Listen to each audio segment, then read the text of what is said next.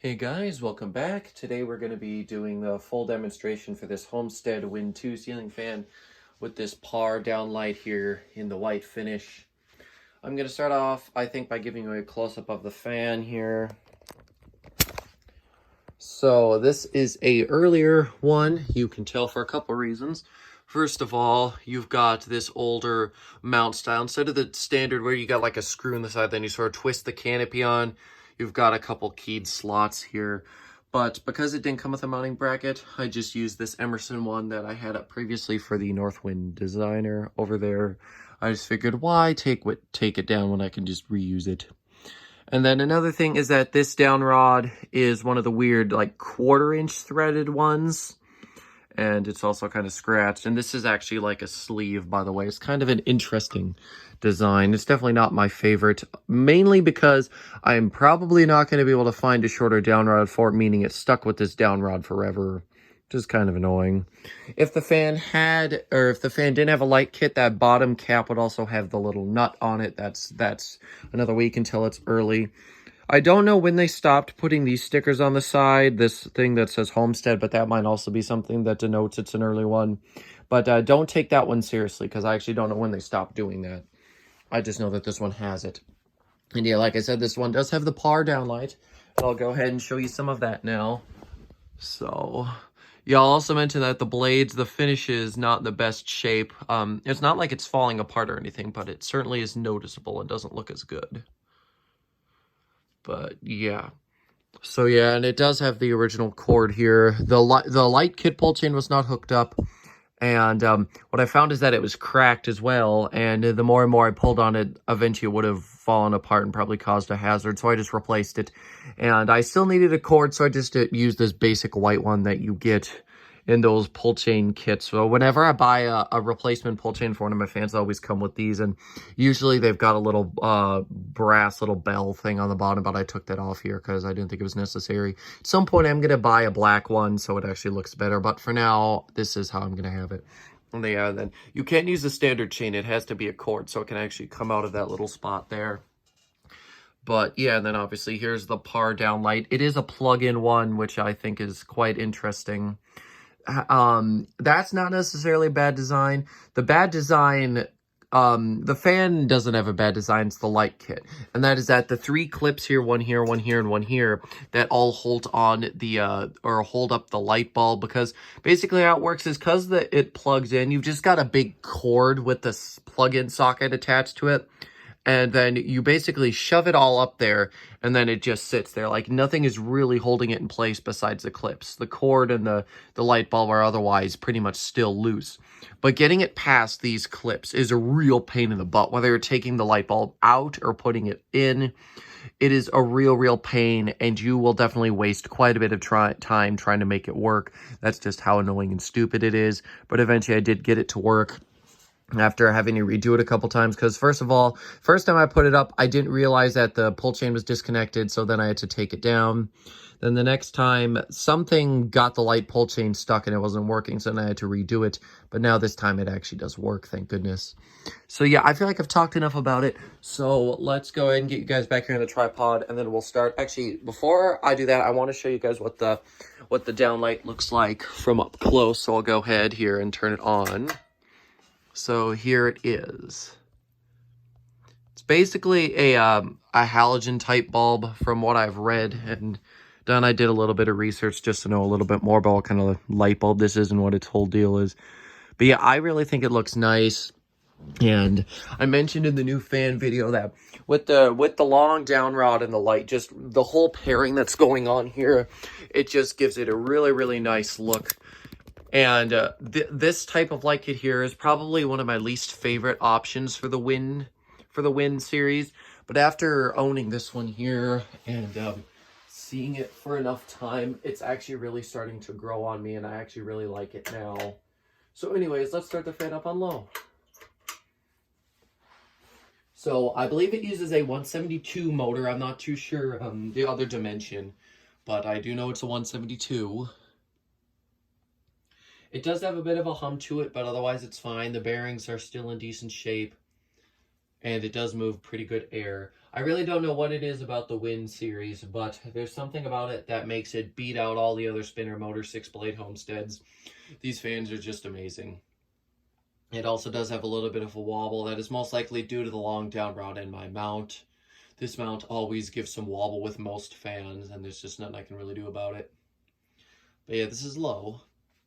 So the Wind was designed by Robert Sonneman for Homestead. They basically came to him and was like, hey, we need a ceiling fan that is not the standard ceiling fan. We want some wild, crazy, contemporary ceiling fan. And this is what he gave them. And eventually he went on to design fans like the Chippendale, I believe the Vogue, maybe the Tempo, and like fans like the, I believe the Metro, the Mirage, and there's probably some others I'm skipping as well. Point is, he designed a lot of the cool looking contemporary Homesteads. But yeah, and there were two Winds, the Wind 2, which is this one, and the Wind 1. The Wind 1 was like this, except the top of it was flat instead of rounded like you see here. And both the Wind 1 and 2 came in, I believe, 4 finishes. Well, technically 5, but 4 of them that are the most known are polished brass, white, black chrome, or gunmetal or something like that, and then also chrome. They also came in glossy black, and that's a much lesser known finish, but I am fortunate to have one of those with the rare Odyssey Light kit, and I believe that was a later thing that they did. That glossy black finish wasn't around for very long. The Odyssey Light kit also wasn't around for as long as the rest of the light kits, and there were 4, I believe, different light kits. So first of all, you had the first 2 to come out were this one you see here, and then one like it, but instead of right below those little black, that whole black ring mount thing, where and then below it where like you see the white can sort of thing where the light bulb is housed. Instead of all that, there's just a glass drum. And yeah, those 2 were around when the fan first came out in their very early phase. And then there was also a PAR Spotlight, which had 4 of them, and there was one in the museum. I don't know if it's still there. But yeah, it was kind of like a track light almost, or it almost was like track lights. And there were 4 little PAR light bulbs in there. And then obviously the Odyssey Light kit was that weird space agey type one, like the one I've got. And I do believe that this light kit here is the most common out of all of them. I've seen this one the most. I don't know if I've seen any of the glass domes. I might have seen one before. And then I've seen a decent amount of the PAR Spotlights and a decent amount of the PAR Downlights as well. And the Odyssey Light kit, mine, is the only one I'd seen. But anyways, yeah, these ones still, even though this is the most common light kit, it's still not necessarily very common at all. It just means that it shows up the most out of all the ones that existed. The Wind was definitely more popular without the light kit. And the Wind 2 is much more popular than the Wind 1. The Wind 1 is a lot more uncommon, but I actually prefer the Wind 2. Typically, I would prefer something more cohesive where it's a full-on cylinder instead of rounding off at the top there, but I actually like the way that the Wind 2 looks for some reason.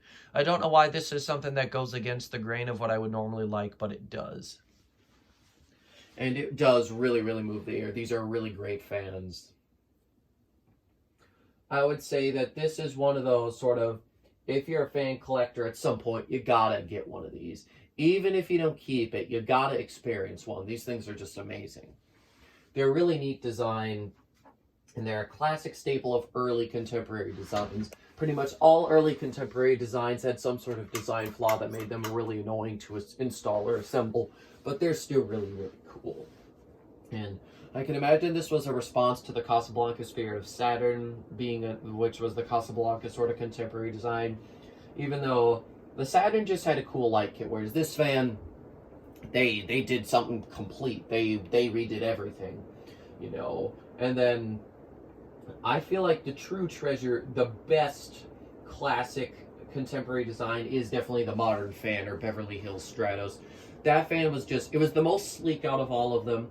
And also, the installation process on that one is the easiest and the best out of all of them. But still, I love what they did with the Wind. It was a really sleek and contemporary design. It is super, super cool. And apparently some of them are supposed to have a little rubber ring that goes around the blade arms to sort of conceal them. I've never seen one with that. I don't know whether these early fans did come with it. I don't really know anything about that. If anyone has any more information on that, make sure to let me know.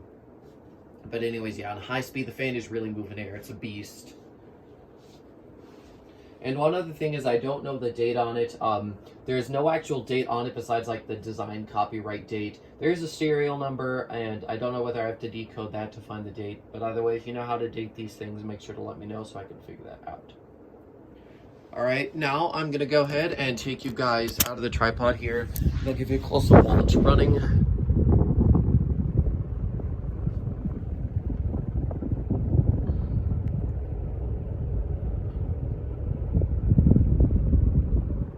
Also, if you hear any noise, it is most likely one of the blades. For some reason, every single time, even though I've really secured it on there, it keeps coming loose and bouncing around. I don't know why it's doing that. I don't know why it's being so stupid, but it is. So anyways, I need to fix this tripod because now it's completely all out of whack. Here, hold on a sec. Trying to be more careful because the phone has dropped out of the tripod multiple times on me now, and I'm getting real sick of it. But anyways, now I'm going to go and shut it off and we'll do spin down. I've already done a demo of this once, but that was an outtake. But however, I can tell you that spin down was actually quite long for this fan. It was pretty good. But yeah, I really do love the way that this thing looks. It is just an amazing design. Unfortunately, though, like I mentioned earlier, most of the classic contemporary designs had some design flaw that made installation really, really painful. One thing that I do really, really like about Homestead, though, is how for the blade arms screws and also for the light kit screws, how they've got those little plastic washer things that screw on that help hold on the screws, so you don't have to try to feed it up through there. They come pre-installed on the blade arms. I feel like that makes it really, really easy, especially to install through the little hole in the switch housing. It definitely makes that type of installation easier. I wish Monte Carlo did that because I have a Peninsula fan, and that's a real pain to install, and would have definitely benefited from something like what Homestead used.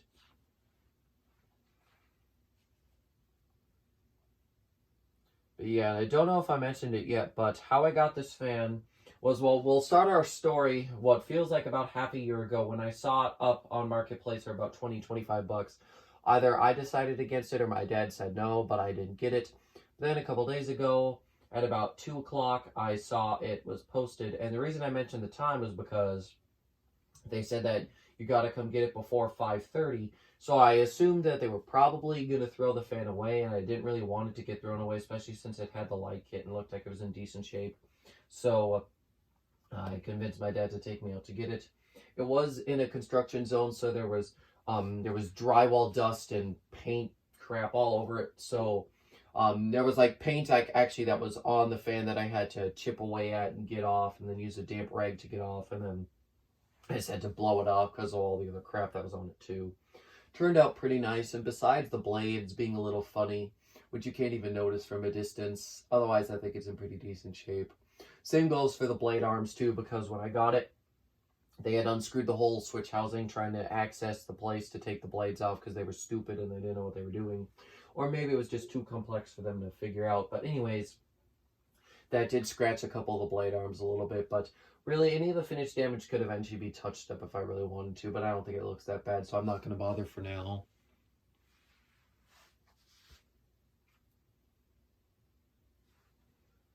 But yeah, I really do like the way that these fans look. And yeah, this light kit, the Odyssey light kit is my favorite, then the PAR Spotlight, and then it's hard for me to decide between this one or the Dome or the Drum one, which one of those I like less or the least. But I have to say, after working with this one, though, and looking at it for enough time, this look is definitely growing on me. I really, really do like the way it looks.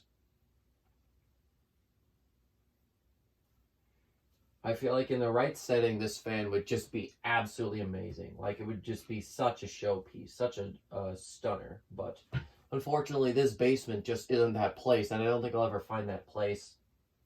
Because of the down rod being weird, I'm probably never going to be able to find a shorter one for it either. So how you see it now is pretty much how the fan is going to be stuck forever. And since it's an early one, if I was to install it without a bottom cap, I would need one of the ones with the nut on the bottom, which is going to be hard to find. So pretty much exactly how you see it here is how it's going to stay. I haven't decided how I'm going to store it. I don't know if I want to deal with putting the light bulb or taking the light bulb out and putting it in the next time I install it. So I'm undecided on what I'm going to do there, but that's not really for you guys to have to worry about. That's more something that I'm just going to have to think about. And yeah, as you can see, spin down is pretty long. Even though I talked way less in this take than the last one, the video is still quite long because of just how long spin down is and how much other stuff I wanted to show you. Because this is a really, really interesting fan. And yeah, this is definitely one of the most iconic fan designs, and I'm so glad I've got two of them, and not just your average Winds, but they're special ones with cool light kits on them. So I really got lucky. And yeah, if you guys see one of these and it's a reasonable price or for free and it's close by, you should definitely get it because these things are absolutely amazing. So yeah, thanks for watching, guys, and I'll see you later. Goodbye.